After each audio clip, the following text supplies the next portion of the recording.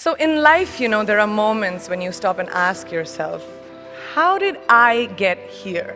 Like, why am I standing here? Well, this is definitely one of those moments for me. And I find myself going back to the beginning, back to my roots. I was born to incredible parents, amazing parents who served as doctors in the Indian Army. I was the firstborn, and as far back as I can remember, I made my parents very proud and happy 99% of the time. Okay, slight exaggerations of personal achievements are allowed from time to time, don't you think? My brother was born a few years later, and even then, nothing changed for me. We were both given equal opportunities, and I want to emphasize this. I want to really emphasize this for you because I don't think a lot of people might understand that being equal might seem very normal. But where I come from, India, and a lot of developing countries around the world, more often than not, this is an exception. It's actually a privilege. My first experience of the glaring disparity between boys and girls came at a very, very young age. I grew up in a middle-class family with extremely philanthropic parents who constantly reminded me and my brother how lucky we were and how giving back to those who were less fortunate was not a choice, it was a way of life. Simple. I was 7 or 8 years old when my parents started taking me on these visits in a traveling clinic to developing communities around and villages around the city that we lived in called Bareilly. We were packed into this ambulance and my parents would provide free medical care to people who couldn't afford it.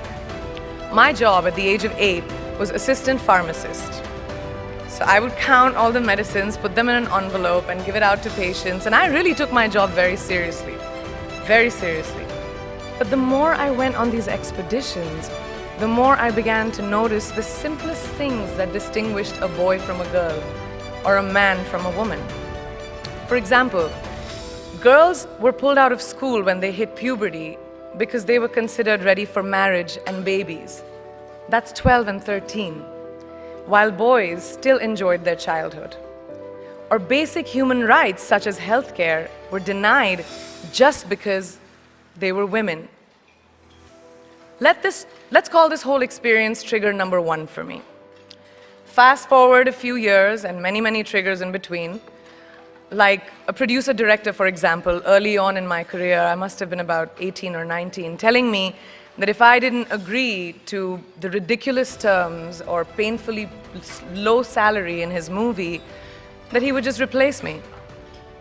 Because girls are replaceable in the entertainment business. That was a memorable one. It made me decide to make myself irreplaceable.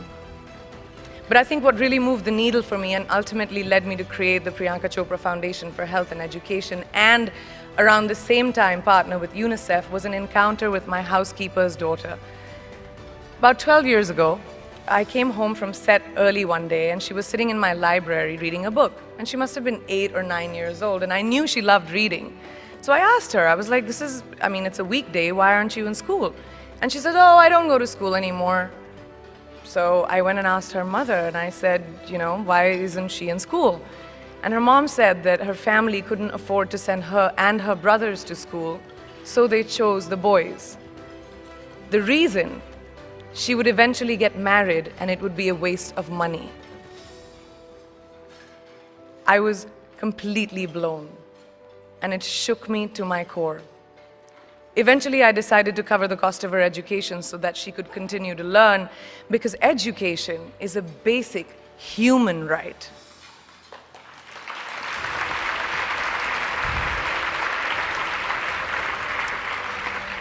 And a huge necessity, especially today. From that point on, I was determined to make a difference in as many children's lives as I could, in whatever big or small way that I could contribute. There's a really, really beautiful quote that I read recently, and I think it's absolutely appropriate to explain what I'm trying to say today. The hand that rocks the cradle, the procreator, the mother of tomorrow, a woman shapes the destiny of civilization. Such is the tragic irony of fate that a beautiful creation such as a girl child is today one of the gravest concerns facing humanity. Girls have the power to change the world. It is a fact, and yet today, girls are more likely than boys never to set foot in a classroom, despite of all the efforts and progress made over the last 2 decades.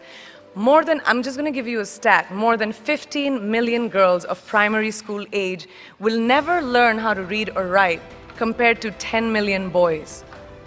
Primary school, it's the beginning of our future. Over the last 11 years, I have witnessed firsthand the incredible work that UNICEF does for children around the world, especially victims and survivors of child marriage, displacement, war, sexual violence. But there is still so much work to do. And for me, that is the fuel to my fire. The reason I'm so committed to this cause, and that is where my passion stems from, because I know that a girl's education not just empowers families, but communities and economies. A result of her education, we all do better. It's just as simple as that.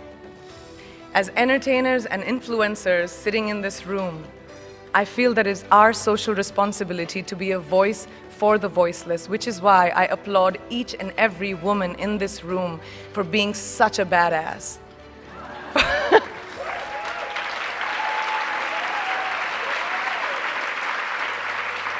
For using your platform and your voice to contribute to change, and for ensuring that there is not even one lost generation as long as we